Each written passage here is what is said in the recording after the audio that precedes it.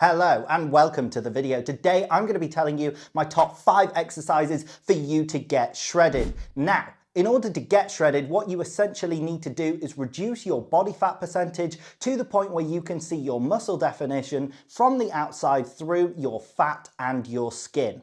If you have more muscle, you will appear shredded at a higher body fat percentage. That is because even though you have more fat in between your muscles and your muscles are just so big and jacked that you can see their definition from the outside anyway. However, the main way that you are going to look shredded is by reducing your body fat percentage. So what you need to aim to do is get in a calorie deficit and maintain that until you've lost the required body fat and got down to an appropriate body fat percentage where you look shredded.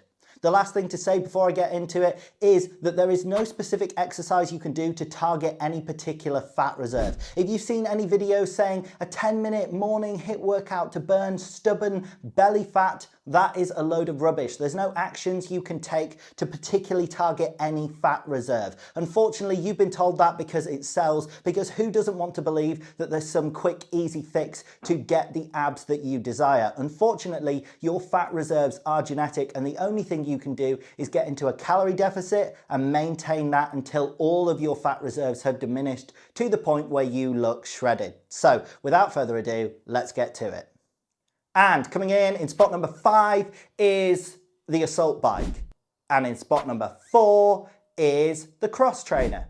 And in spot number 3 is swimming. Now, I've lumped all of these together and I might as well explain them all at the same time because they fundamentally address the same things. The first and most fundamental thing that they are is they are all forms of cardio. When you are trying to get shredded, the main thing that you should focus on from an exercise standpoint is doing cardio. The reason for that is because you are trying to maximize your energy expenditure in order to contribute to your daily deficit to help you reduce your body fat where you look shredded, and cardio is the most effective way to expend the most number of calories. However, I've mentioned these 3 forms of cardio in particular, the assault bike, the cross trainer and swimming, because they have 2 other distinct advantages over other forms of cardio. However, you should really do any form of cardio that you enjoy. If you hate swimming, the cross trainer and the assault bike, or you don't have access to them and instead you love going on a run, you love playing tennis, you love doing some other sport, do that. Do whatever you are going to stick to and adhere to. However, the 2 benefits that swimming, the cross trainer and the assault bike have over other forms of cardio are that first of all, they are full body forms of cardio. So you are going to expend more energy and burn more calories in total during the same amount of time and for the same amount of effort versus something like running or biking where your legs are basically the only things working. You're going to expend more energy after an hour on the cross trainer than you are biking. Obviously, that's dependent on how fast you're going. If somebody is biking in the Tour de France like a lunatic, they are going to burn way more calories than grandma on the cross trainer going very, very easily. However, if you take the same person on both forms of cardio, you're going to burn more on a full body form of cardio than you are doing some form of cardio like biking where you're just using your legs. And the second advantage that the assault bike, the cross trainer and swimming have over other forms of cardio is that they are low impact. Unlike something like running, you are not having the impact every step going through your joints. That means that you're not going to get impact injuries, and particularly looking at the long run throughout your life, if you're wanting to make cardio a staple of your routine, some of these forms of cardio to help you get shredded and stay being shredded, you're not going to become old and arthritic and have lots of impact injuries over a 30-year period. So I prefer these methods of cardio. Other methods of cardio are also low impact like cycling, but versus something like running, these are preferable. Now, when you are doing your cardio, you should focus on low intensity, steady state cardio over something like high intensity, interval training type cardio. The reason for this is because you are going to burn more total energy doing LISS, low intensity cardio, than you are doing HIIT, the high intensity interval training. The reason for this is the amount of energy you expend, energy is equal to power times time. That is the equation for energy. And although in a HIIT workout you are having a lot of power, you are expending a lot of energy per second, you're only doing it for such a short time period that the total amount of energy burned is very little in something like a 10-minute HIIT cardio session where you're doing 20 to 30 seconds of HIIT cardio, then resting for a minute and then repeating for the full 10 minutes versus something like a 2-hour walk or 2 hours of gentle swimming or 2 hours on the cross trainer. Although your power output is way lower, the amount of energy you're expending each second is lower, you're just doing it for so long and it's easy for you to keep doing, crucially, that you're going to overall expend more energy. Additionally, low intensity cardio like LISS takes up more time than HIIT cardio. So that's time that you're spent doing your cardio that you don't have to resist the temptation of eating. If you're going to go on a day's walk, you're only going to have access to food. You might pack the right amount of food that you should be eating, and then you don't have to resist snacking from the cupboard all day. Versus if you were to do HIIT cardio, not only will you expend less energy, you're more likely to consume more energy because you're around food and you have more time that you have to resist eating. And the final benefit of low intensity cardio over high intensity interval training style cardio is that it is much easier to recover from. You can do basically as much low intensity cardio as you would like, and it's not going to impact your recovery for something like muscle building, which I said would be beneficial for looking shredded, or for any other athletic endeavor you have. If you're trying to be the best tennis player, the best rugby player, the best sprinter, if you are doing HIIT cardio, although it will have a good transfer through to your cardiovascular system, you'll become fitter, you're going to expend less calories, it's going to require a lot of recovery, so you can't recover from your gym workouts as well. And coming in spot number 2 is resistance training. Now, I know I just said that the main thing that you should focus on when trying to get shredded is cardio, and I firmly believe that. However, I have put resistance training in spot number 2 because I actually think that the majority of people who are trying to get shredded should focus on building up a muscular base first, and resistance training is the way that you are going to build up your muscles. First of all, in the intro, like I said, you'll actually look shredded at a higher body fat percentage if you have big muscles, but there are 2 other main reasons that I think that you should actually focus on trying to accumulate a decent amount of muscle mass before trying to get shredded. The first one is that if you diet down and try and get shredded straight away, it is actually very underwhelming when you realize how little muscle mass you have, and when you're constantly flat, you're constantly depleted, you've been in a deficit, you don't have lots of carbs in your muscle, you don't have lots of energy to spare, you end up looking skinny. So you are shredded, but you don't have the muscle mass to look like some sort of fitness model that you might have aspired to look like when trying to get shredded. Instead, it is actually underwhelming. I definitely was a victim of this, and the reason is because you can get shredded much faster than you can build muscle. Your rate of fat loss is not determined by your genetics, it's determined by your caloric deficit. If you're in a 1,000 calorie deficit, you will lose weight very quickly. Everybody will lose weight at the same rate in a 1,000 calorie deficit.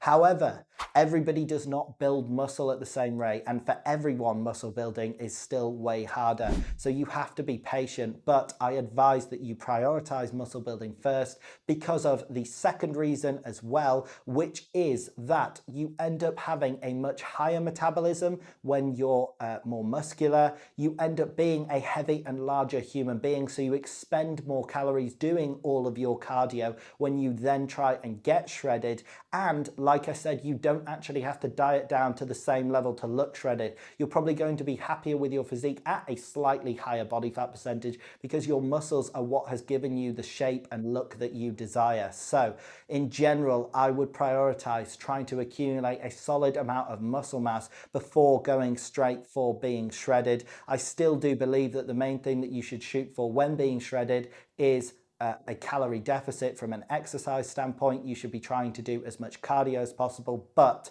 I warn you against trying to do that straight away when you first get into fitness and aesthetic training. I would try and build up a muscular base first.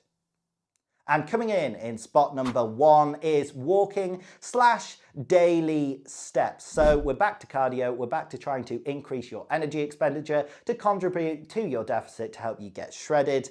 And the number 1 form of cardio, in my opinion, to do this is through a daily step goal above all other forms of cardio. And the reason for this is because once you establish a daily routine, you maybe have to change a few lifestyle factors. Maybe you start walking to work. Maybe you start walking to the shops instead of ordering delivery. Maybe you volunteer to be the person to walk the dog. Once you have made those factors, the steps just start racking up, the calories start racking up, and you feel like you're burning extra calories for free just as part of your lifestyle. You start having a more step-dominant lifestyle, and the calories just start getting burnt easily. You don't have to focus on them. They're a low-intensity, steady-state form of cardio, and they're very easy to recover from, but you don't have to physically go out. It's not like your weekly tennis session or your gym sessions, and if your life is hectic, some of those things can be put on the back foot and you can end up missing them. However, with daily steps, you can be very consistent with them because you've made them an integral part of your lifestyle. You have to go to work. So if you make it so that you walk each day, you walk. You have to walk the dog. You have to pick up food from the shops. If you establish a routine where your daily steps are part of that, maybe it's a time to decompress as well. You can listen to music. You can think of something different. Once it is part of your routine, it feels like you are burning free extra calories anytime you're doing that increased number of daily steps within your new lifestyle. That's going to help you burn extra calories day to day, and you will start losing weight. It's going to contribute to your deficit to help you get shredded. Now, as another note, probably the most major point within this video, you can actually accurately track the number of calories you burn when walking versus every other exercise you cannot. To clarify, exercise calorie trackers are not accurate. Not even close. They are abysmal. Every type, whether it's on the machine, whether it's some sort of wristwatch, Fitbit thing, whether it's some specialist body heart rate monitor that goes around that's meant to tell you the number of calories you burned, trust me, they are not accurate. There was a study that found that the average exercise tracker overreported the number of calories burned during an exercise session by 27 to 93%. They basically tell you have burned way more calories than you actually have. The only way that you could accurately track the amount of calories you burnt during exercise is if you have an accurate watt tracker. And the reason for this, like I said earlier in the video, is that the equation for energy is power times time. So if you can track your watts, you're tracking your power, and you know how long you were training for. So if you went on a bike ride and averaged 350 watts for half an hour, you can work out the number of energy and calories you expended. However, it is very unlikely that you're going to have an accurate watt tracker. Most of them will be similar to exercise tracker. If there's some sort of wristwatch, I cannot see that being accurate at all. Just whacking that on and hoping that it'll accurately track the watts and the number of calories you burn doing tennis, for instance, that is not going to happen. The only way it's going to be accurate is if it's inside a machine measuring the power that's being put into it. So if it's something like an assault bike and it's measuring how much power, how many watts you're actually delivering into the machine, that can probably accurately measure the number of watts you're putting in, and then you could work out your energy burned. However, in general, the main takeaway that you should have from this video is that exercise trackers are not accurate. You might then be wondering, how on earth am I going to implement all the exercises you've mentioned within this video and extra cardio? How am I going to measure that and put it into that routine? The simple answer is that you should actually always compare things to themselves. So what I mean by that is, if you are somebody who is doing tennis and you want tennis to be your method for burning calories, you want that to be your chosen method of cardio, and you currently do 2 days per week of tennis and you do 2 hours each day, 1 day of training and 1 match day. You are currently doing 4 hours of tennis in total. Just compare that week to week. The next week, maybe you try and do 6 hours. Maybe you try and up your weekly average to 8 hours of tennis per week, and then just monitor your body weight and see if that helps you reduce your body weight, see if that's helping you burn extra fat. There will be extra calories burned, but rather than taking tennis, then converting it into calories, and then converting it back into the amount of extra tennis you should do, just compare whatever exercise you're doing. So what I usually do, because I'm working with people who are wanting to do resistance training, I set 3 daily goals. I set the number of calories that they should consume, basically a calorie goal to eat. The second one is a step goal, and that is something you can track accurately. You can actually work out the number of calories burnt from it as well, so you could equate those two together. And the final one is just to track the number of weekly workouts and the total amount of time you're working out for. So it could be, for instance, that they do my 4 resistance training sessions, which I set an upper lower split, for example. But just compare that to each other. If they wanted to start burning more calories from working out, they might do upper lower rest, push pull legs rest. They've got a 5th day in there, they've got an extra hour of training. We would take that into account and see what effect that would have on your body weight. But you don't need to actually work out how many calories you're burning from exercise, and most importantly, you cannot do it accurately anyway, so you shouldn't try to. Another major point is that you absolutely should never have a system where you have the number of calories you eat per day plus the amount you burn from exercise. Don't have like 1,800 calories plus whatever I burn from exercise. That is massively, because exercise trackers are so inaccurate, they're going to tell you you've burnt way more, and that's going to ruin your deficit. It's going to throw all of the numbers off. But the second reason for that is because it creates an inconsistent lifestyle, and what you ideally want to do when trying to get shredded or make any change within your life is make it consistent, make it something that you can adhere to.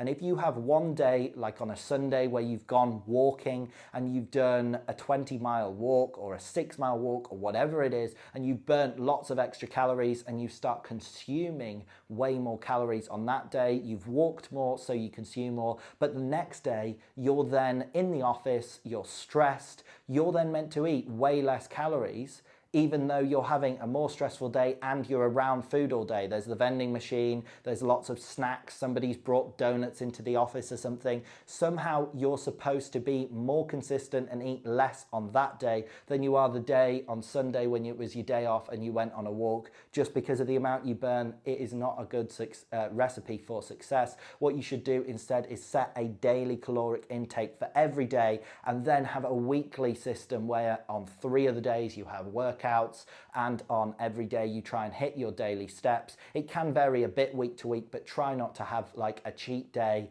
or a day where you do all of your cardio for the week, because then basically you're dieting super hard for 6 days of the week and then just being either a slob in eating lots of extra calories, or suddenly you're being a slob throughout the week and doing all of your cardio on one day. That is not a good solution. So as I said, I suggest just tracking everything in relation to each other, and with steps coming on to how you can actually track the number of calories performed when walking. The equation for the number of calories you burn when walking is your body weight in pounds divided by 1.55 is the number of calories you burn per mile, or your body weight in kilos divided by 0.705 is the number of calories you burn per mile. So with your daily steps, if you track a daily distance instead, or you can convert your steps into a distance.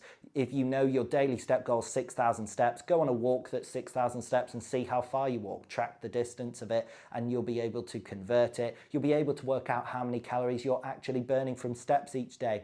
And you can manipulate that in a situation where you feel like you could walk more day to day, but you want to eat more as well. Maybe you could say, okay, how much more could I eat if I was to walk 2 extra miles per day? We'll use the equations and you can work it out. Walk 2 extra miles per day, find out how many extra calories you can eat per day to be in the same deficit, if that is going to suit you better. So it is a fantastic form of cardio because you can track it, and it's low intensity, steady state. It becomes part of your routine and it feels like free extra calories burned. Walking and daily steps, in my opinion, are by far the #1 source of exercise that you can do and cardio that you can do to help you get shredded.